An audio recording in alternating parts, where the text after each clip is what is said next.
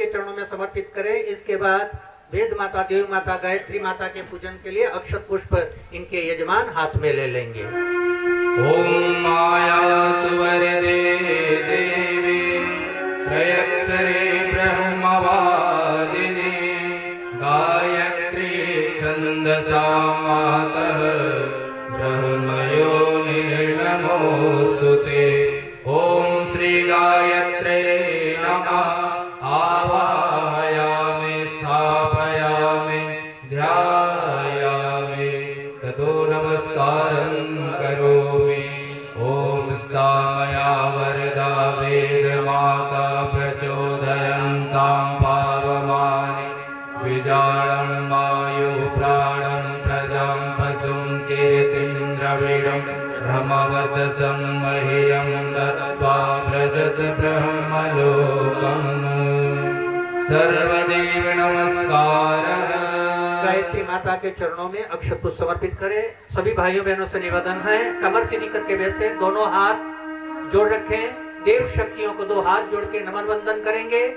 एक बार यहीं से नमः बोला जाएगा, दोबारा नमः बोलते हुए आप देव शक्तियों को प्रणाम करेंगे। ओम सिद्धि बुद्धि सहिताय श्रीमन्महागणाधिपतये नमः। नमः। ओम लक्ष्मी नारायणाभ्यां नमः। नमः। ओम उमा महेश्वराभ्यां नमः। कि कल्याण देव महाराज जी के पास दीक्षा लेने के बाद जैसे जैसे उनकी मूलाधार से लेकर के सहस्त्रार चक्र की तरफ जब चेतना का प्रभाव बढ़ा तो उनको असमर्थ जैसा लगने लगा कल्याण देव महाराज को। अब इस साधक को संभालना बड़ा कठिन है। जो इसकी साधना की पराकाष्ठा जो उन्होंने दी थी, तो उन्होंने कहा अब आगे का रास्ता मैं तुमको बता देता हूँ। शांति कुंज हरिद्वार चले जाओ, प्रखर प्रज्ञा से श्रद्धा के चरणों में निमन वंदन करते हुए आदरणीय शैल वाला पंड्या के चरणों में आगे की दीक्षा का शुभारंभ करो। बहनों भाइयों, जो आज इस पूरे विश्व को एक ऐसे सामर्थ्य अपने चरित्र से वो लेने जा रहे हैं, ये चर्चा मैं करूंगा तो सारा समय निकल जाएगा। कमर सीधी कर लें, दोनों हाथ गोदी में रख लीजिए, आंखें बंद कर लीजिए। आपके जो भी गुरु रहे हों पिछले जन्मों में, हो सकता है इस समय निराकार साकार रूप में आपको मिले। जब भी आपको सद्बुद्धि मिल जाए, भगवान आपके अंदर वो हिम्मत आ जाए, आपके अंदर वो साहस आ जाए समाज के लिए कुछ करने के लिए, तो चेतना अपना काम कर रही है। और उसने भविष्यवाणी भी की है कि हमारे बिना बहनों भाइयों इस गायत्री परिवार में पत्ता नहीं हिलेगा। नोट कर लीजिए, मेरे गायत्री परिवार के वरिष्ठ कार्यकर्ता 80 वर्ष उन्होंने स्थूल में जीवन जिया है। उन्होंने घोषणा की है 800 वर्ष तक प्रखर प्रज्ञा सजग श्रद्धा में सूक्ष्म रूप में रहूंगा और 8000 वर्ष तक कारण शरीर में प्रखर प्रज्ञा सजग श्रद्धा में समाहित रहूंगा और भूत की तरीके से पेड़ पर बैठ करके वहीं से अपने बच्चों पर दृष्टि रखूंगा। बहनों भाइयों, मेरे जाने के बाद गुरुदेव ने कहा है, बेटे जैसे स्थूल में लोगों ने आकर के आशीर्वाद लिया है मेरे पास, मेरे जाने के बाद भी स्थूल सूक्ष्म कारण में इस प्रकार श्रद्धा से इसी तरीके से अनुदान वरदान शिष्यों को उत्तराधिकारी मेरे प्यारे बच्चों को। वैसे तो गुरुदेव ने शिष्य परंपरा की कोई बात ही नहीं की है, क्योंकि शिष्य परंपरा बहनों भाइयों आपको मालूम है लड़खड़ाई है। तो कब से हमारे बीच में एक द्रोणाचार्य महापुरुष हुए, उन्होंने शिष्यों के बीच में जो भेदभाव किया, उससे पहले हमारे यहाँ की बताते हैं ये दीक्षा परंपरा बड़ी पवित्र थी। व्यास ऋषि के माध्यम से जो आप मनाते हैं वर्ष में एक बार, इस व्यासपीठ की वंदना से, गुरु की वंदना के माध्यम से ज्ञान उसी समय उनके मस्तिष्क में उतरा था, जिसकी आज शाम को कथा के माध्यम से चर्चाएं होंगी। लेकिन उसके बाद धीरे धीरे बहनों ये लड़खड़ा गई ये कथा, ये शिष्य परंपरा की लोभी गुरु लालची चेला और नरक में ठेला। आज शिष्य भी गुरु को मोड़ने में लगा हुआ है, मुझे दुकान पर बैठना पड़ेगा। यदि चीनी की अच्छी क्वालिटी नहीं है, यदि मसाले की अच्छी क्वालिटी नहीं है, तो मुझे पत्नी की कसम खानी पड़ती है, बच्चों की कसम खानी पड़ती है। अच्छा सौभाग्य मिला है, यज्ञशाला के अंदर 51 कुंडी यज्ञ में एक कंठी लेकर के जाऊंगा और जो भी आएगा पैसा फेंको, तमाशा देखो। शाम को सुनना कथा में, आपको हंसी भी आएगी, दुख भी होगा कि आज अपनी बुद्धि के कारण मनुष्य कितना सामने वाले को स्वार्थ के कारण अपनी इच्छाओं की पूर्ति के लिए न जाने कितना झूठ बोल देता है। इसलिए कंठी की कसम खा लूंगा। इसलिए गुरु बनाते हैं, और गुरु किस लिए शिष्य को, क्योंकि उसका जो अपना दुकान है, उसका जो व्यवसाय है, उसका धंधा जितना आगे बढ़े अपने शिष्यों के माध्यम से, दोनों एक दूसरे के लिए मटर गश्ती कर रहे हैं। लेकिन बहनों भाइयों, धरती पर फिर पुनः से ऋषि परंपरा, गुरु परंपरा धरती पे अवतरित हो रही है। मुझे विश्वास है, गुरुदेव ने कहा है, मेरी बिना मर्जी के ना इसमें कोई दीक्षा ले पाएगा और ना मेरी बिना मर्जी के यहाँ से कोई आगे बढ़ पाएगा। बहनों भाइयों, इसलिए मैं निवेदन कर रहा हूँ, यदि मन में कहीं है तो आज आप दीक्षा ले लीजिए। दी माने दिया, क्षमा माने चरण। एक बुराई अपने गुरु को समर्पित कर दीजिए, बस एक अच्छाई उनसे ग्रहण कर लीजिए, तो मान के चलना आपकी दीक्षा पूरी हो गई। बस उसमें 3 बातों का ध्यान रखना है। उप माने समीप, आसन माने बैठना, नियमित भगवान के पास बैठना, दया कर दान भक्ति का। आप जब प्रार्थना करते हैं स्कूल में सुबह उठ करके, यही करते हैं, आप मेरे ध्यान में आ जाओ और मेरे जीवन में ऐसा बस जाओ कि मेरा जीवन के निरंतर उप माने आपके पास बैठो। गंगा के पास बैठते तो शीतलता मिलती है, अग्नि के पास बैठते तो अग्नि तत्व मिलता है, जिसके शराबी के पास बैठोगे तो शराब पीने का संस्कार आएगा। इसलिए रोज सुबह ब्रह्म मुहूर्त में गायत्री परिवार के साधकों से, पुरानों से भी मेरी अपेक्षा है, और जो नए ले रहे हैं वो नोट कर लें। जैसे ही सूर्य उगे तो सूर्य के जैसी हो उसके 2 घंटे पहले और 1 घंटे बाद, इसको संधि काल कहते हैं, संध्या वंदन कहते हैं। इस समय आपको 3 माला का जप करना है। जो दीक्षा ले रहे हैं या ले चुके हैं, जिनकी मनस्थिति कभी कभी भविष्य में बन रही है तो ध्यान से सुन लें। 1 माला अपने लिए, एक तुलसी की माला मुझे पहुंचा दें कोई शीघ्रता से। कैसे करना चाहिए, किस मुद्रा में, किस आसन में, किस क्रिया के साथ में। तो आपको क्या करना है, सूर्य उगने के 2 घंटे पहले और 1 घंटे बाद, इसको संधि काल कहते हैं, इसी समय गायत्री के साधक को साधना करनी चाहिए। जो यानी कि गुफाओं में कभी जाना आप, यहाँ से जूना अखाड़ा के, जूना जो गढ़ है गुजरात के अंदर, मेरे जो नैनो कंपनी के मालिक हैं इस समय, जब पहली गाड़ी मुझे दान देने लगे साणंद में जो बनी हुई है, उन्होंने कहा शर्मा जी मैं आपको एक गाड़ी दान करना चाहता हूँ।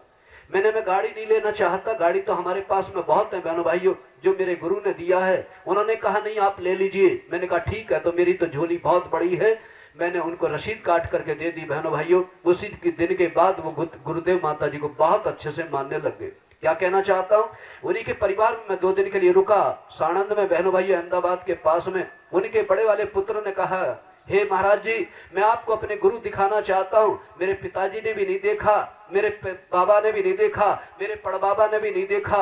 मैंने कहा आप दिखा सकते हो क्या? बोले हाँ आपको साक्षी है। तो बहनों भाइयों मैं सुबह ब्रह्म मुहूर्त में 4 बजे राजकोट से गुजरते हुए जब जूनागढ़ में पहुंचा, तो वहां पर लाखों करोड़ जैसे नैमिषारण्य में ऋषियों ने तप किया है, तो वहां भी ऐसे ही तप करते रहते। तो एक गुफा में जैसे वो लेकर के पहुंचा बहनों भाई जूनागढ़ के अंदर, तो क्या देखा कि एक गुफा के अंदर पत्थर लगा हुआ था। पत्थर को उसने बड़ी मेहनत से हटाया। तो मैंने भी प्रयास करके पत्थर हटाने का प्रयास किया, और अपनी गाड़ी से उसने खिचड़ी निकाल करके एक कटोरे में वहां पर रख दिया। रखने के बाद में उसने बढ़िया से क्या किया, वो पत्थर को लगा दिया और लगा करके मुझे परिक्रमा करा करके लौटाया। और अगले दिन फिर जा करके पहुंचा, पत्थर हटाया गया तो वो बढ़िया से साफ कटोरा रखा हुआ था। बोले 4 पीढ़ी से इसी तरीके से गुरुदेव इसके अंदर है। अब वो पता नहीं सूक्ष्म रूप में है, वो न जाने कारण रूप में है, न जाने स्थूल रूप में है, लेकिन जूनागढ़ के अंदर किसी ने भी भक्त ने आज तक उनके दर्शन नहीं किए। लेकिन वो परिवार आज दिन दूनी रात चौगनी बहनों भाई बढ़ते हुए चला जा रहा है। मैं क्या कहना चाहता हूँ, आपसे उपासना निरंतर भगवान के चरणों में उपासना करते रहना।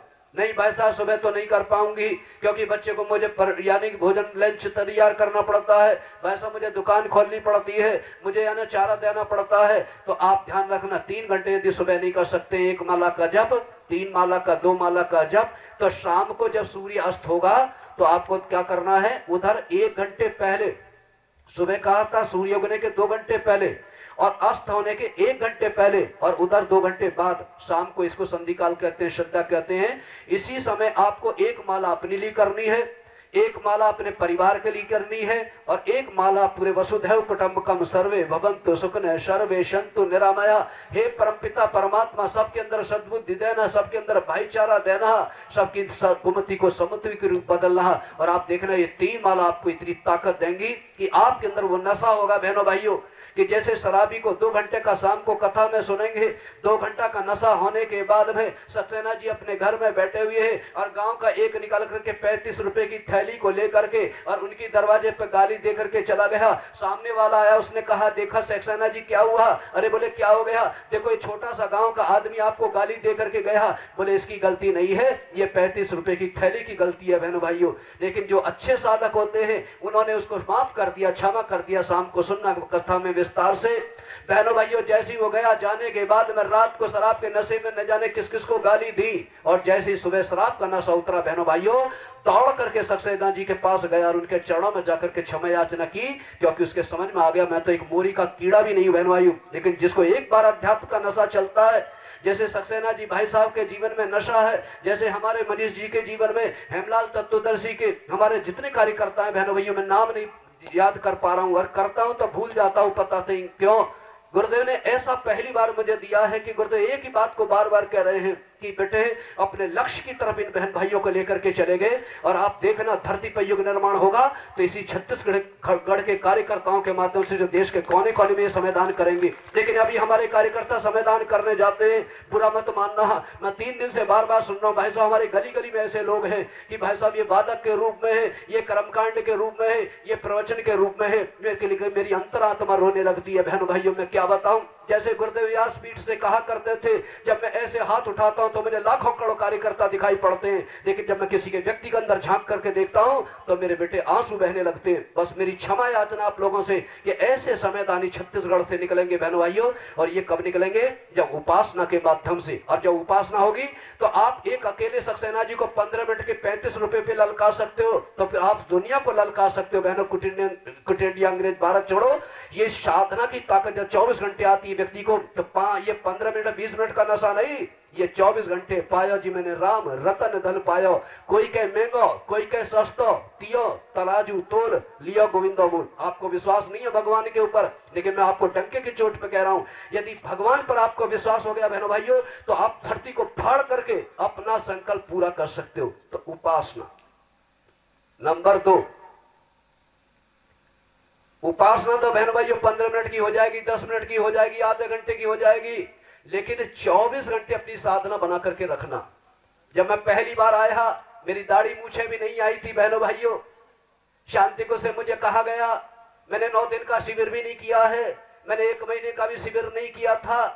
तो मैं शांति में गए, हॉर्टिकल्चर के हमारे प्रोफेसर उनके समर वेकेशन की छुट्टियों में घूमने गए थे, लेकिन बहनों भाइयों उसके बाद फिर लौट के नहीं आए। बड़ी लंबी कथा है। तो वहां जो हमारे व्यवस्थापक थे उन्होंने कहा जयपुर में अश्वमेध यज्ञ होने जा रहा, ध्यान से सुनना साधना, वहां पर अश्वमेध यज्ञ होने जा रहा है। 5 मिनट उन्होंने अपने ऑफिस के अंदर मेरा एक ट्रेलर के रूप में थोड़ा सा जानना चाहा कि गायत्री मंत्र के बारे में कुछ बता सकते हो, सनातन धर्म के बारे में कुछ बता सकते हो, संस्कृति के बारे में कुछ बता सकते हो, गायत्री महाविज्ञान के बारे में बता सकते हो। तो बहनों भाइयों मैंने फूट करके एक ही बात कह दी, क्या कि सदामा की तरीके से आप देख लीजिए, वाल्मीकि तरीके से आप देख लीजिए, जितने ऋषियों पढ़े लिखे नहीं थे, लेकिन उनके मुंह से शब्द निकलते थे बहनों भाइयों। जैसे गांधी जी को कहते हैं कि किसी से कह दिया कि इससे नजर मत मिलाना, अंग्रेज लोगों ने कहा, और यदि नजर मिला दी तो तुम्हारा सारा ज्ञान धरा रह जाएगा, तुम्हारा सारा विज्ञान धरा रह जाएगा और तुम इसी के होकर के रह जाओगे।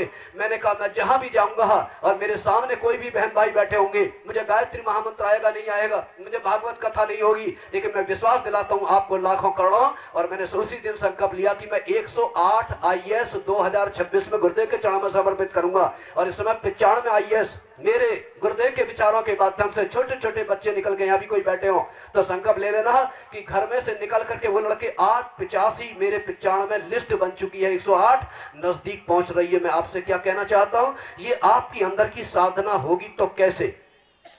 मैं चलने लगा माता जी से आशीर्वाद लेकर के, तो मेरे 5 भाई नई एम्बेसडर गाड़ी दी गई थी मुझे जयपुर अश्वमेध के लिए, कि वहां जितने मेडिकल कॉलेज है, पॉलिटेक्निक कॉलेज है, वहां यूनिवर्सिटियां हैं, वहां आपके आधा घंटे 1 घंटे का लेक्चर होगा, आपकी व्याख्या होगी, यानी कि बहुत सारी बातें करने के बाद मैंने कहा माता जी ये कैसे हो पाएगा। बोले एक काम करना, तेने गायत्री माता देखी है, गायत्री माता तेरे मुख से बोलेगी, गायत्री माता तेरे आंखों से बोलेगी, गायत्री माता तेरी नाक से बोलेगी, गायत्री माता तेरी जिह्वा से बोलेगी। ध्यान से सुनना। मैंने कहा वो कैसे बोलेगी। देखना इसमें से कई बहनें ऐसी बैठी होंगी, यदि अच्छा किया तो हमने किया और बुरा किया तो भगवान ने कर दिया। बहनें देखना इतना दोष देंगी यदि गलत हो गया, और अच्छा किया तो मेरे बच्चे ने ऐसे ही थोड़ी आंख फुड़ाई थी, मैंने ऐसे ही थोड़ी सुबह उठ करके इसको भोजन कराया था। लेकिन बहनों भाइयों, गायत्री माता कैसे बोलेगी?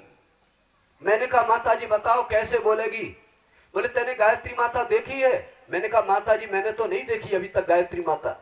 बोले एक काम करना तू, और मैंने उसको आज तक गांठ बांध कर रखा बहनों भाई, और उसकी परीक्षाओं से मैं ऐसी ऐसी से उतर करके निकला हूं, मैं आप कल्पना नहीं कर सकते, जो मेरी कभी सपने में भी कल्पना नहीं की थी। इतनी चीटिंग, इतना दोषारोपण और इतना मेरे ऊपर उंगलियां उठ रही हैं आज तक। लेकिन मैं आपको विश्वास दिलाता हूं, यदि आपकी आत्मा सही है बहनों भाइयों, आप बीएड की तैयारी कर रहे हो तो बीएड का एग्जाम देने के बाद ही रिजल्ट मिलेगा।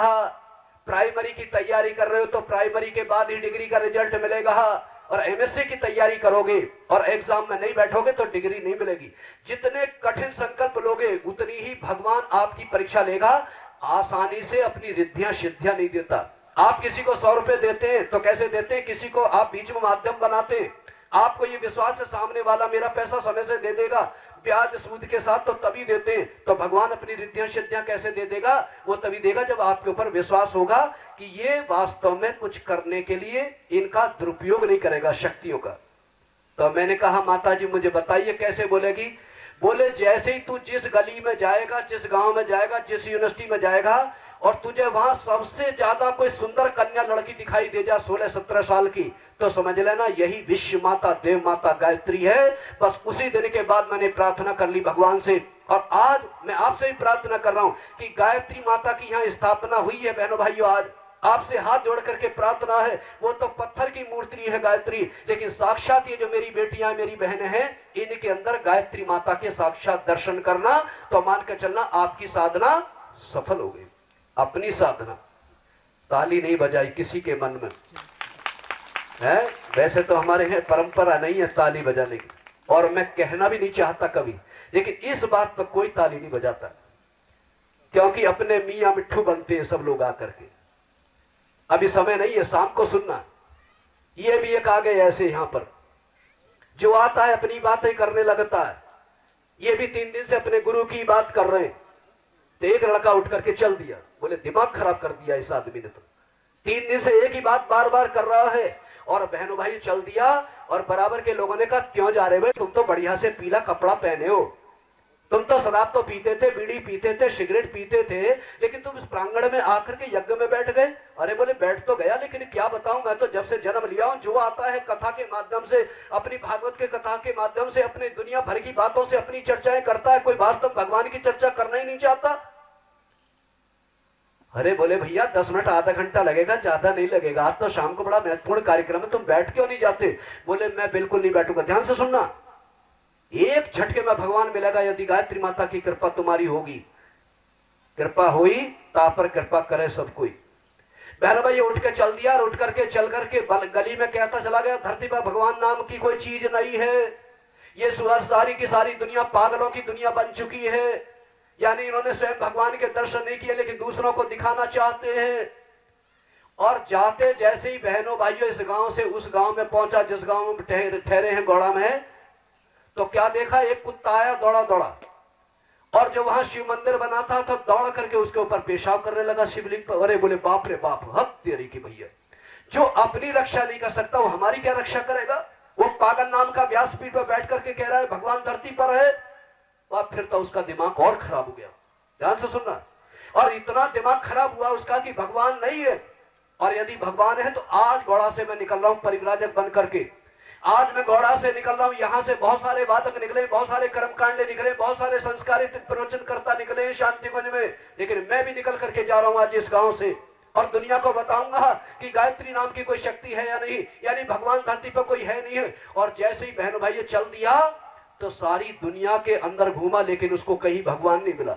उसने कहा पीएचडी करूंगा और पीएचडी करके बताऊंगा दुनिया में, लेकिन बहनों भाइयों जब कहीं नहीं मिला भगवान तो निराश होकर के जैसे ही लौटने लगा, मेरे 4 साल 10 साल 5 साल बर्बाद हो गए घूमते घूमते। उस गांव में कम से कम मेरा एक प्लॉट तो होता है, मेरे 1 बीघा जमीन थी तो 10 साल में प्रसाद करके 2 बीघा जमीन तो बना लेता।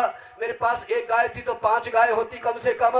लेकिन मैंने 10 साल किसी मूर्ख के कारण ये सुन लिया कि भगवान धरती पर है। भगवान कहाँ है? क्या शब्द हटा दोगे तो भगवान हाँ है। कहाँ है? सुनिए ध्यान से। और बहनों भाइयों, गया में गया, इलाहाबाद में गया, दुनिया भर के कोने कोने में गया, लेकिन अंतिम में जैसी हर की पौड़ी पे बहनों भाइयों स्नान करने लगा, और करते करते हमारा जिला समारोह के भाई साहब भी स्नान करके जा रहे थे शांति कुंज के एक कार्यशाला में। उन्होंने कहा, तू तो लगता है हमारे जिले का लड़का है। अरे भैया, तेरे तो वहां ढिंडोरा पिट रहा है कि तू कहाँ चला गया? वहां तो पेपर में छप रहा है, तेरे बारे में फोटो छप रहा है। बोले महाराज जी, मैं पीएचडी करने के लिए निकला हूं कि दुनिया कहती है भगवान धरती पर है, भगवान तो है ही नहीं। बोले तेने भगवान नहीं देखा? अरे हमने तो साक्षात भगवान देखा है कि गुरु गोविंद दो खड़े काके लागो पाए, बलिहारी गुरु आपने गोविंद दियो बताए। बताते हैं कभी कभी धरती पर जब गुरु आता है तो गुरु की हजारों वर्ष तक, 100 वर्ष तक, 50 वर्ष तक लंगोटी धोनी पड़ती है। उसके बाद वो मंत्र जो देता है, फिर अपनी पात्रता से आप उस प्राण की चेतना की सिद्धियां प्राप्त करते हैं। लेकिन कभी कभी बहनों भाइयों देखा होगा, गांव में कोई एक बीमार हो जाता है तो डॉक्टर नहीं आते हैं, लेकिन गांव में जब महामारी आती है तो सारे के सारे डॉक्टर दौड़ करके आते हैं। बहन भाइयों, धरती पर कुमति की ऐसी महामारी आ गई है कि गुरुदेव माता जी स्वयं घर घर जा करके लोगों के इलाज ठीक कर रहे हैं। कैसा इलाज? ध्यान से सुनना। जिला समानक तो अपना कमंडल उठा करके चल दिए बहन भाई शांति कुंज की तरफ। उस लड़के से भी कहा, तुम भी चलो, यदि रहना चाहते हो तो 24 घंटे वहां जाने का निर्देश है। बाकी तो 9 दिन का, 1 महीने के लिए आपको 3 महीने पहले से ऑनलाइन वहां पर कराना पड़ेगा रजिस्टर, या तो आपको पत्र भेजना पड़ेगा, फिर वहां से प्रोस्पेक्टर आएगा, फिर वहां जाकर के 9 दिन की जो ट्रेनिंग करोगे, रहने की, भोजन की सारी निःशुल्क व्यवस्थाएं होंगी।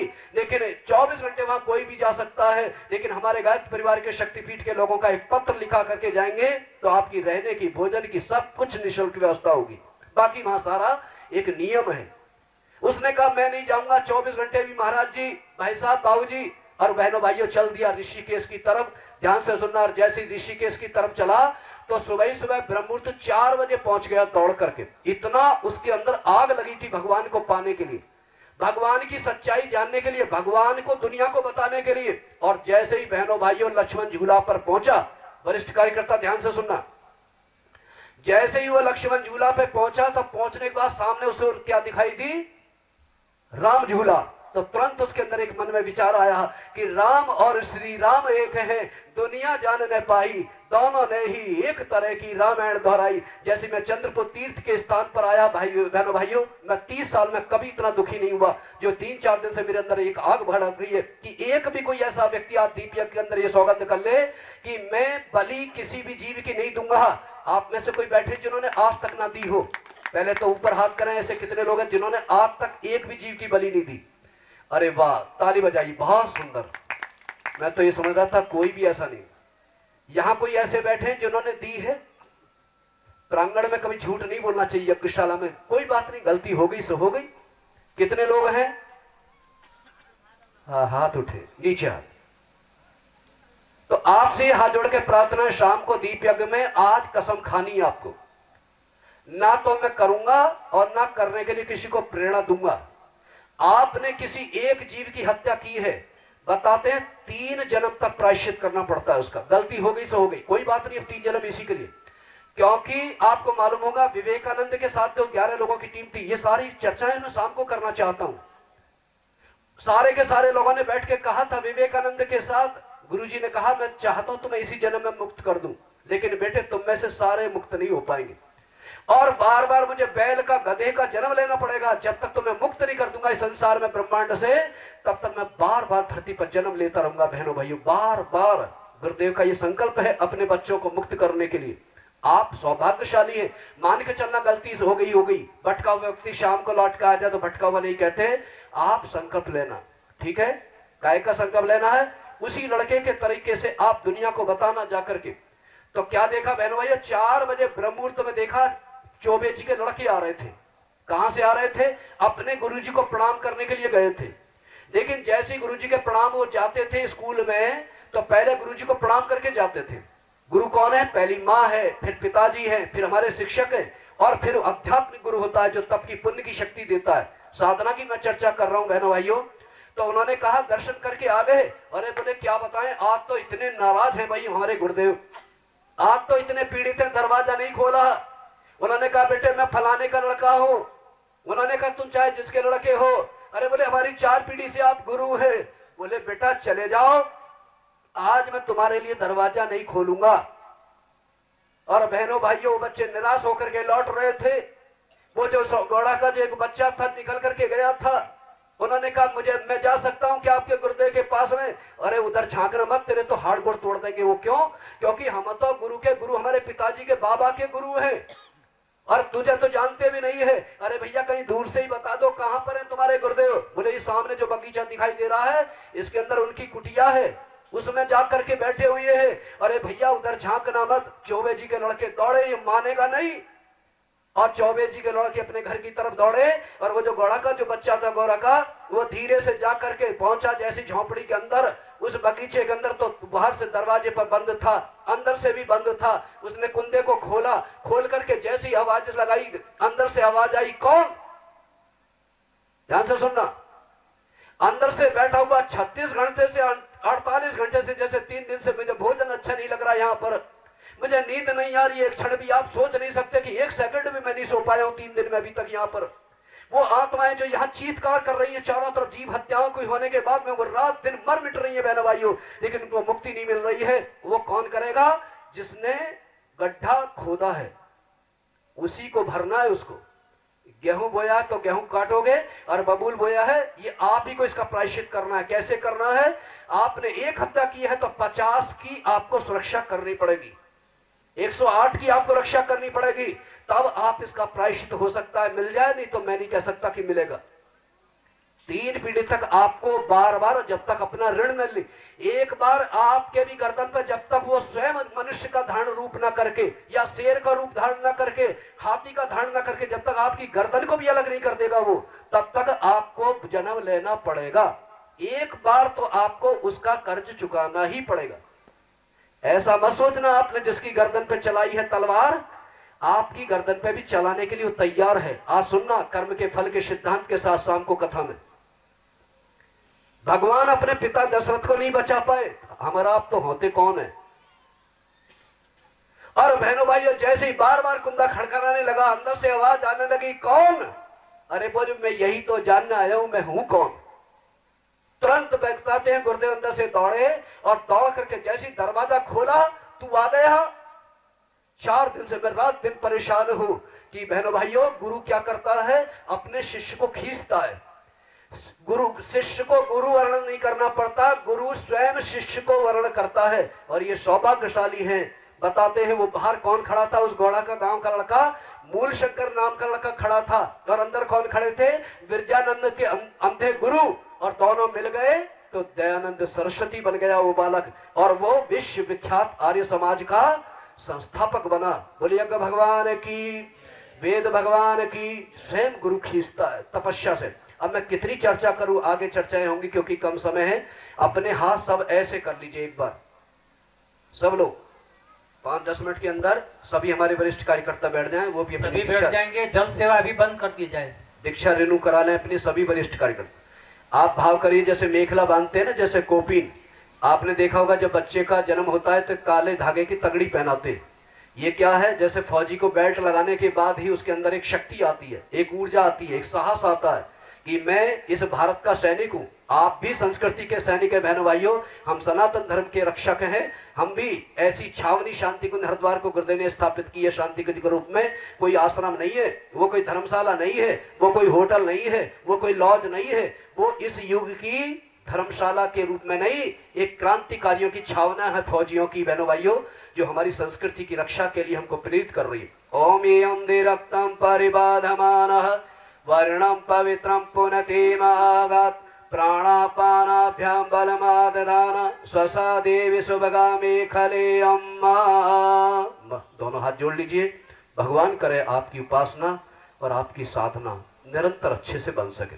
आप अपने अंगूठा अंदर बंद कर लीजिए, ऐसे बंद करके ऐसे बंद कर लीजिए। वैसे तो आपके पास ये होना चाहिए, लेकिन दुर्भाग्य हमारे तो गायत्री परिवार के वरिष्ठ कार्यकर्ताओं के पास में ये था, नहीं जाने कहाँ छन्नुमों में चला गया सबका। ये मैं आपसे निवेदन करना चाहता हूँ, दीक्षा लेते समय 5 चीजों का ध्यान रखना। भविष्य में वही सनातनी है, वही हिंदू है। आज हिंदू कहते हैं, लेकिन हिंदू कहने के लिए आपके पास सिख धर्म की अलग पहचान है, जाकर के देखना। इस्लाम धर्म की अलग पहचान है, जैन धर्म की अलग पहचान है, लेकिन हिंदू की कोई पहचान नहीं रही। क्यों? क्योंकि उनको ज्ञान नहीं रहा। ये 5 चीजें आपके पास होंगी तो मान के चलना आप हिंदू हैं, मान के चलना आप सनातन धर्म के रक्षक हैं। ये हमें इसीलिए दिया गया था। नंबर 1 नोट कर लीजिए, शिखा। नंबर 2 ये जनेऊ। नंबर 3 कुर्ता धोती। नंबर 4 कंधे पर वेद, झोला पुस्तकालय। और नंबर 5 लाठी, धर्मदंड, ब्रह्मदंड का प्रतीक। ये गुरुकुलों में बटकों को दिया जाता था, 5 चीजें। तब उसकी विद्या का अर्जन शुरू होता था। उपनिषद, वेद, पुराण, वेदांत, तब वो अध्ययन करते थे। लेकिन गुरुदेव ने कहा है इस समय लाठी दी नहीं जा सकती। बहनों भाइयों, इसका प्रतीक दे दिया है गुरुदेव ने हमको। क्योंकि ये लाठी किस लिए दी जाती थी आपको मालूम है? आप में से इस क्षेत्र के 8 लड़के हट्टे कट्टे हों, ध्यान से सुन लीजिए। ये क्या है? ये सामान्य कोई डंडा नहीं है, लाठी नहीं है, ब्रह्मदंड लकड़ी नहीं है। इस क्षेत्र के 8 लड़के हट्टे कट्टे, जिनके घर में खूब गाय दूध का घी मिल रहा हो, उनको आप सबको लाठी दे देना। और मेरे पास ये रहेगा, यदि उन्होंने मेरे शरीर से स्पर्श कर दिया और आज के दिन किसी गांव में कोई बाजार लग रहा हो और गरम गरम जलेबी बन रही हो, तो पेट भर के मैं अपने पैसे से खिलाऊंगा। और मैंने इसके माध्यम से मुंह के बट खून नहीं निकाल दिया 8 के, तो आप जो करना फिर आप जाने। क्योंकि जितना अच्छा खिलाड़ी होगा, ध्यान रखना, वो पढ़ने में भी उतना होशियार होगा। इसीलिए दिया गया है कि यानी गुरुकुलों के अंदर कि जब वो भिक्षा के लिए जाते थे तो रास्ते में जीव जंतु मिलते थे, उससे अपनी रक्षा करता था। और आप में से कोई आरएसएस के कार्यकर्ता हो, लाठी चलाना, बल्लम चलाना, तलवार चलाना, घुड़सवारी करना, ये सब सिखाया जाता था। ये प्रतीक रूप में है। लेकिन गुरुदेव ने हमें किस लिए दिया है? इसलिए दिया है, पिछले वाले कार्यक्रम में हम लोग जिस घर में भोजन करने के लिए गए, पहली बार देखा भाई मैंने उस गांव में। हमारे चालक भाई उसके साक्षी, हमारे वादक भाई भी साक्षी हैं, हेमलाल भाई साहब भी अंतिम में साक्षी हैं। 2 महीने पहले, 1.5 महीने पहले मैं इस टोली का जो समापन किया था, किन्हीं कारणों से मुझे शांति दूसरे कामों से जाना था। पूरे राष्ट्रीय स्तर की कार्यशाला थी बनारस के अंदर। क्या कहना चाहता हूं, तो वहां हर समय क्या होता था, हर भोजन में रबड़ी जरूर दी जाती है उस गांव में। तो एक भाई बोला, भाई साहब रबड़ी बहुत अच्छी है, ध्यान से सुनना। तो बहन जी तुरंत गई दूसरे के घर में दौड़ करके कि महाराज जी को रबड़ी बहुत अच्छी लगी। जैसे गुरुदेव ने एक बार किसी से मूंगफली मांग ली, और जहां जाए वहीं कट्टा भर के मूंगफली, जहां जाए गुरुदेव वहीं कट्टा भर के मूंगफली। तो गुरुदेव ने इसलिए दिया है, बेटे अपनी जिह्वा को कुचल लेना इससे। जो भी सबसे ज्यादा अच्छा लगता है उसको बाद में खाना, और जो अस्वाद है पहले उससे पेट भरना। तुम्हारी आंखें किसी बहन बेटी को कुदृष्टि से देखती हैं तो अपनी आंखों को फोड़ लेना। तेरे गलत पैर कहीं गलत दिशा में जाते हैं, तो इसके लिए दिया गया है। ये प्रतीक रूप में गायत्री परिवार के सभी कार्यकर्ता और दीक्षा ले रहे हैं, वो भी साहित्य स्थल से इसको ले लें, नहीं तो बनवा करके बढ़िया इसका पूजन करा कर प्रख्या श्रद्धा से स्पर्श कर लेना और अपने मंदिर में इसको स्थापित रखना। और जब भी कहीं कार्यक्रम में निकलो तो इसको अपने हाथ में रखना। बहनों भाइयों, मेरा निवेदन है हाथ जोड़ के, नहीं तो आप सहजम पुरस्ता आयुषमग्रम प्रतिमोच शुभ्रम यज्ञोपवीतं बलमस्तु तेज यज्ञोपवीतं बलमस्तु तेज। शीघ्रता से पहनाते जाइए, पीछे भाई जल्दी यज्ञोपवीतं जल्दी पहनाइए भाई, जल्दी से हाथ लगा दीजिए। स्पष्ट प्रजापतिर्यत् सहजं पुरस्ता आयुषमग्रं प्रतिमोच शुभ्रं यज्ञोपवीतं बलमस्तु तेजः यज्ञोपवीतं बलमस्तु तेजः। हाथ जोड़ लीजिए। पहले से पुराना यज्ञोपवीत तो नहीं पहने, कोई उतारना चाहते हो? नहीं है, चलिए कोई बात, कमर सीधी कर लें। पहले नया धारण करते हैं, पुराना फिर एतावद्यन पर्यंतम ब्रह्मत्वं जीवत्याग परित्याग गच्छेत्र, ये सूत्र है इसमें कर्मकांड के में, उसको माध्यम से उतार के अपनी दाहिने पास में रख लेते हैं पुराने को। एक बात ध्यान से रखना, इदं अग्ने इदं नमः। तीसरी संविधा। ओम सुसमिताय शोचिसे घृतं द्रव्यं जोतन अग्ने जात वेदसे स्वाहा। इदं अग्ने जात वेदसे इदं नमः। आखिरी संविधा। ओम तं स्वासमिद्धिरङ्गिरो घृते नमर्दयामसि बृहच्छोचाय विश्रय स्वाहा। इदं अग्ने अंगितेन्मन्यस्वइति पूर्वे पूर्व दिशा में। ओम मन्वतेन्मन्यस्वइति पश्चिमे पश्चिम दिशा में। ओम सरस्वत्यन्मन्यस्वइति उत्तरे उत्तर दिशा में। ओम दक्षिण से। देवयज्ञं प्रसवयज्ञपतिं भगाय दिव्यो गन्धर्वगी। ओम प्रजापतये स्वाहा। इदं प्रजापतये इदं नमः। ओम इंद्राय स्वाहा। इदमिन्द्राय इदं नमः। ओम अग्नये स्वाहा। भर्गो देवस्य धीमहि धियो यो नः प्रचोदयात् स्वाहा। इदं प्रचोदयात् स्वाहा। इदं गायत्रे इदं नमः। ओम भूर्भुवः स्वः तत्सवितुर्वरेण्यं भर्गो देवस्य धीमहि धियो यो नः प्रचोदयात् स्वाहा। इदं गायत्रे इदं नमः। भूर्भुवः स्वः इदं गायत्रे इदं नमः। ओम भूर्भुवः स्वः तत्सवितुर्वरेण्यं भर्गो देवस्य धीमहि धियो यो नः प्रचोदयात् स्वाहा। इदं गायत्रे इदं नमः। देवस्य धीमहि धियो यो नः प्रचोदयात् स्वाहा। इदं गायत्रे इदं नमः। प्रचोदयात् स्वाहा। इदं गायत्रे इदं नमः। ॐ भूर्भुवः स्वः तत्सवितुर्वरेण्यं भर्गो देवस्य धीमहि धियो यो नः प्रचोदयात् स्वाहा। इदं गायत्रे इदं नमः। अनिष्ट निवारणार्थं धीमहि तन्नो रुद्रः प्रचोदयात् स्वाहा। इदं रुद्राय इदं नमः।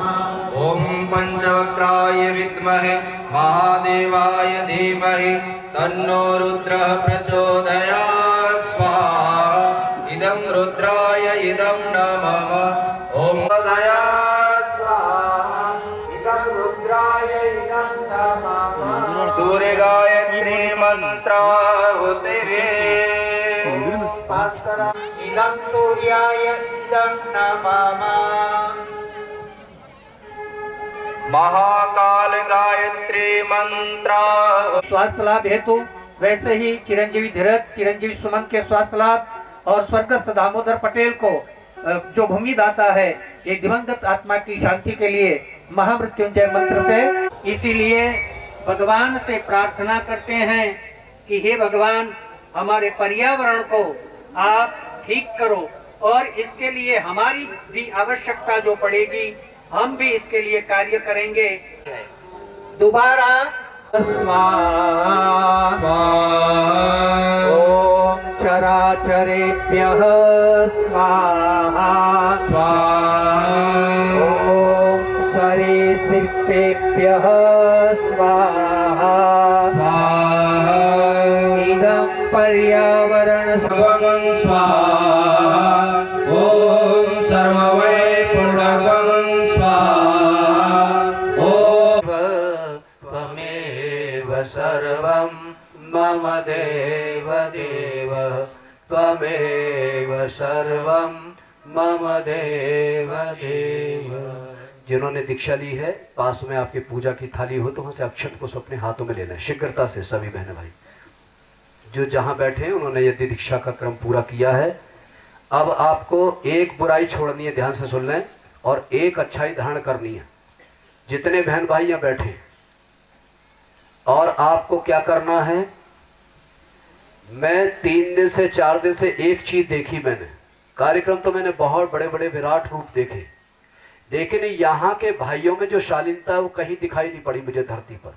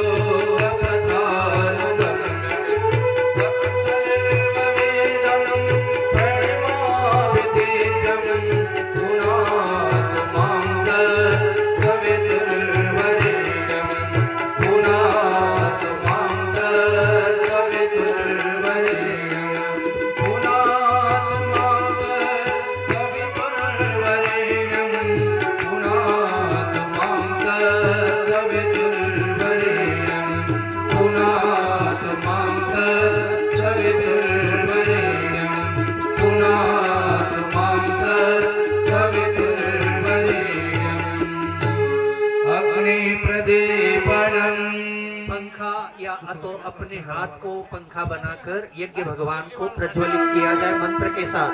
ओम उन्मत्त स्वाग्ने प्रतिजाग्ने त्वमेषा पूर्ते सुगम श्रीदेतामयं च अस्मिन् सदस्ते यद्योत्तरस्मिन् विश्वे देवा यजमानस्य सीदत समिधादानम्।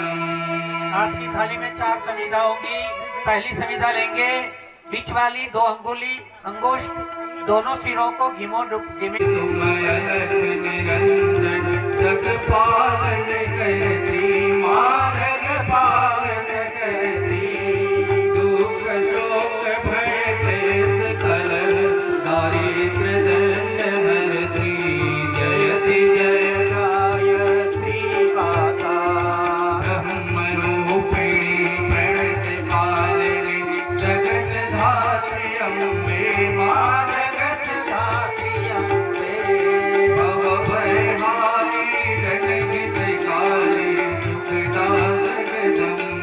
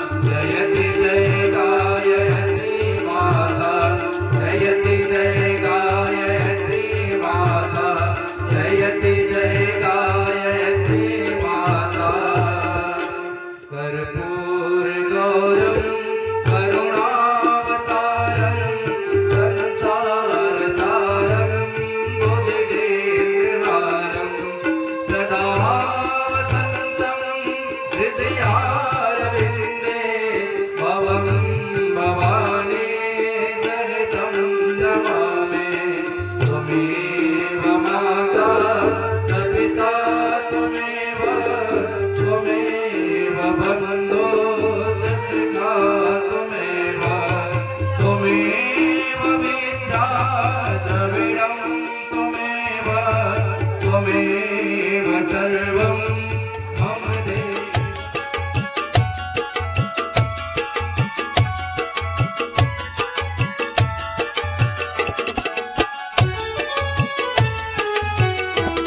होता है सारे विश्व का कल्याण यज्ञ से, जल्दी प्रसन्न होते हैं भगवान यज्ञ से। होता है सारे विश्व का कल्याण यज्ञ से, जल्दी प्रसन्न होते हैं भगवान यज्ञ से।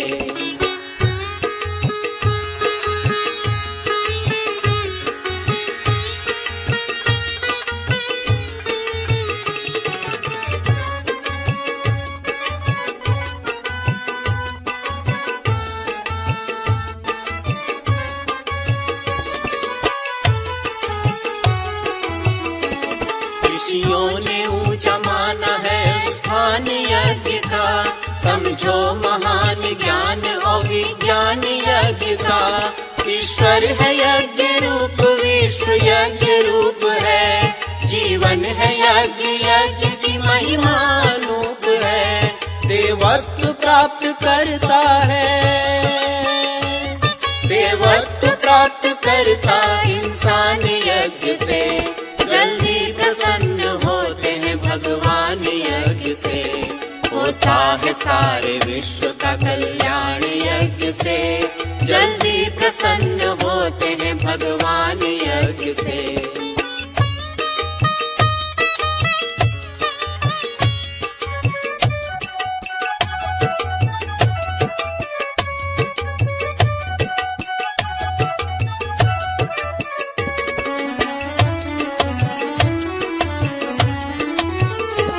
कुदरत का संतुलन बना है यज्ञ के किए, फलते हैं पेड़ खेत सभी यज्ञ के लिए। ये सूर्य चंद्र यज्ञ है तू ही चमक रहे, शुभ यज्ञ रूप ही यहाँ बादल बरस रहे। पोषण सभी का करते हैं, पोषण सभी का करते भगवान यज्ञ से, सचमुच प्रसन्न होते हैं भगवान यज्ञ से। होता है सारे विश्व का कल्याण यज्ञ से, जल्दी प्रसन्न होते हैं भगवान यज्ञ से।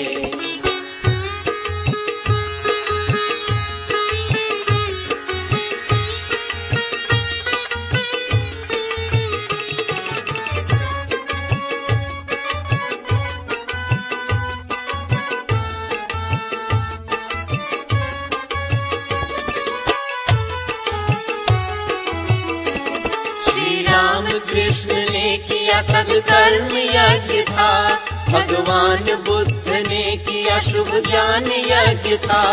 जीवन लगाया संत ने भूदान यज्ञ में, जीवन लगा शहीद का बलिदान यज्ञ में। होता है देश विश्व का,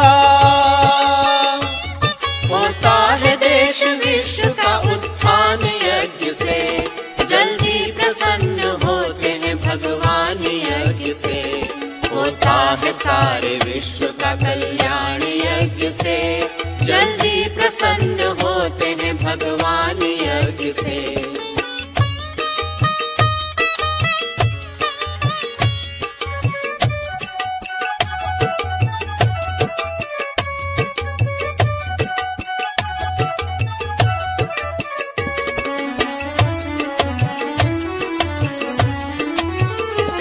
शिक्षा सजीव यज्ञ से देते हैं अग्निदेव, अपने समान सबको बनाते हैं अग्निदेव। आहुति का लाभ सबको लुटाते हैं अग्निदेव, अपने लिए न कुछ भी बचाते हैं अग्निदेव। होता सफल देवत्व का, होता सफल देवत्व का अभियान यज्ञ से, सचमुच प्रसन्न होते हैं भगवान यज्ञ से। होता है सारे विश्व का कल्याण यज्ञ से, जल्दी प्रसन्न होते हैं भगवान यज्ञ से।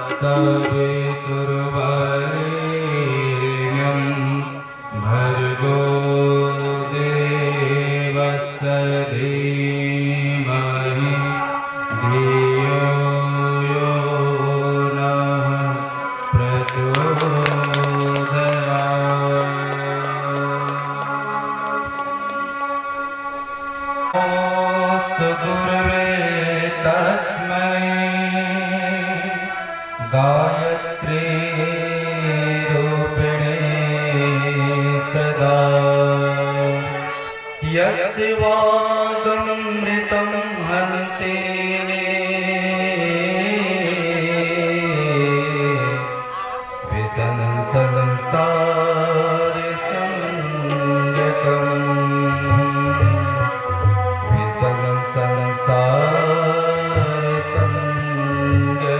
सब खाने का समय हो चुका है और जो भी भाई बहन आ रहे हैं, उपाचार्य भाई और बहनें, 4 प्रवेश द्वार बनाए गए हैं, उसके बीच में आप खड़े हो जाइए। देव मार्ग में और कोई भी इधर उधर न आए। प्रवेश द्वार से इधर अब किसी को भी नहीं करना है, तो ध्यान रखिए।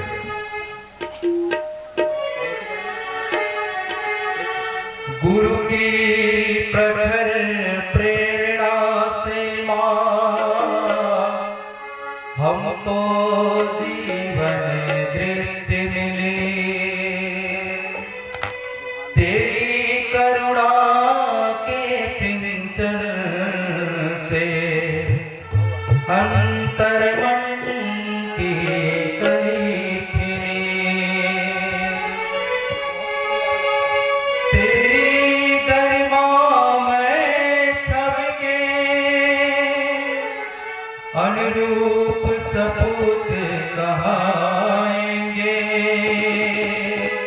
तेरे चरणों पर श्रद्धा से जीवन पुष्प चढ़ाएंगे, जीवन पुष्प चढ़ाएंगे।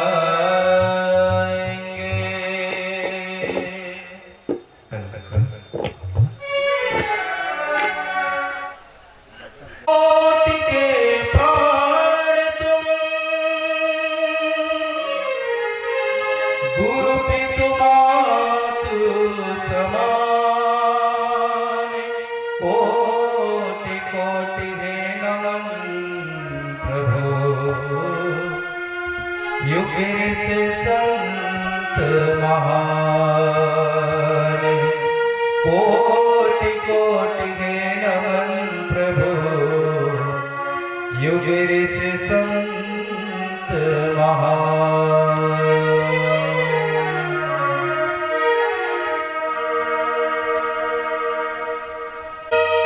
साथ रहना आप गुरुवर,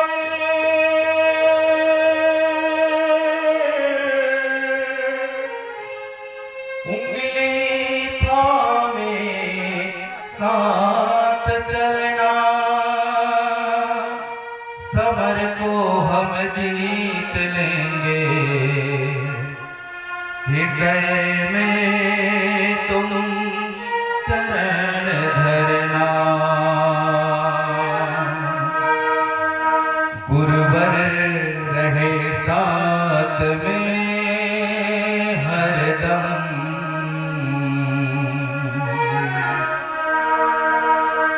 गुरुवर रहे साथ में हरदम, दुख दर्द सह लेंगे हम, दर्द सह लेंगे हम, गुरुवर रहे साथ में हरदम, दुख दर्द सह लेंगे हम, दुख दर्द सह लेंगे हम। जीवन रस तुम रहे हाकते, जीवन रस तुम रहे हाकते, जीवन से लड़ लेंगे हम, जीवन से लड़ लेंगे हम, गुरुवर रहे साथ में हरदम, दुख दर्द सह लेंगे हम, दुख दर्द सह लेंगे हम, गुरुवर रहे साथ में हरदम, दुख दर्द सह लेंगे हम, दुख दर्द सह लेंगे हम।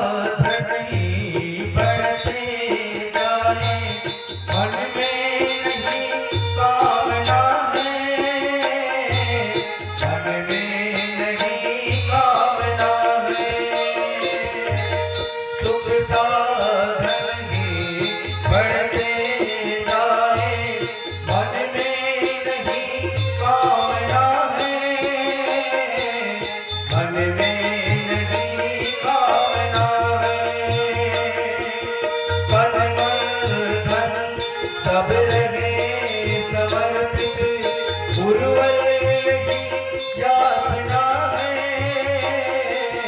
गुरुवर की याचना है। तन मन धन सब रहे समर्पित गुरुवर की याचना है, गुरुवर की याचना है।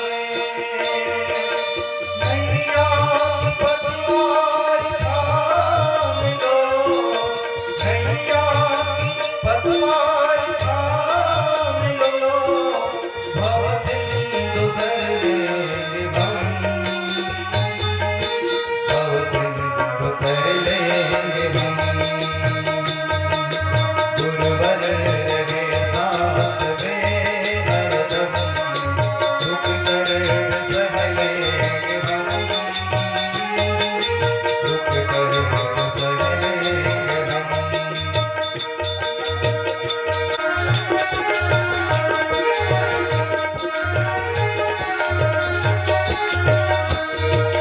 कानों में स्वर तेरा गूंजे, नैनों में तुम ही बसे हो, नैनों में तुम ही बसे हो। कानों में स्वर तेरा गूंजे, नैनों में तुम ही बसे हो, नैनों में तुम ही बसे हो। होठों पर गुना तुम्हारा, अंतस में तुम ही रमे हो, अंतस में तुम ही रमे हो।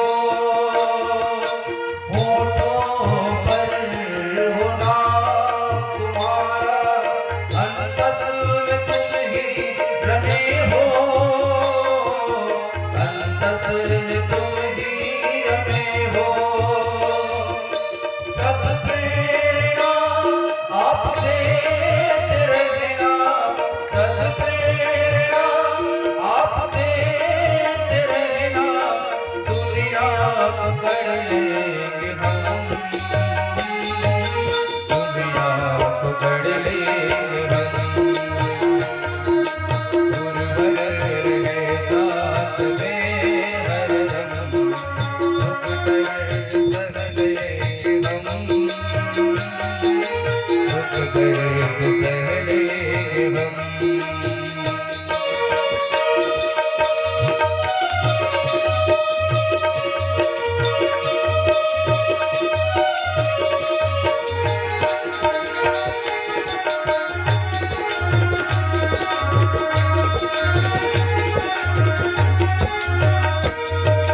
बुद्धि को रहे समर्पित, चरणों में प्रतिभा हो अर्पित, चरणों में प्रतिभा हो अर्पित। बंसी जो हारी हो जाए, तुमको छूकर वो हर्षित, तुमको छूकर वो हर्षित। प्राणों में स्वर तेरा गूंजे, प्राणों में स्वर संप्रीत कर दो, शुभ गीत गा लेंगे हम। आइए जरा सभी भाई बहन दोनों हाथ उठाइए, सब लोग ऊपर उठाइए। शुभ गीत गा लेंगे हम।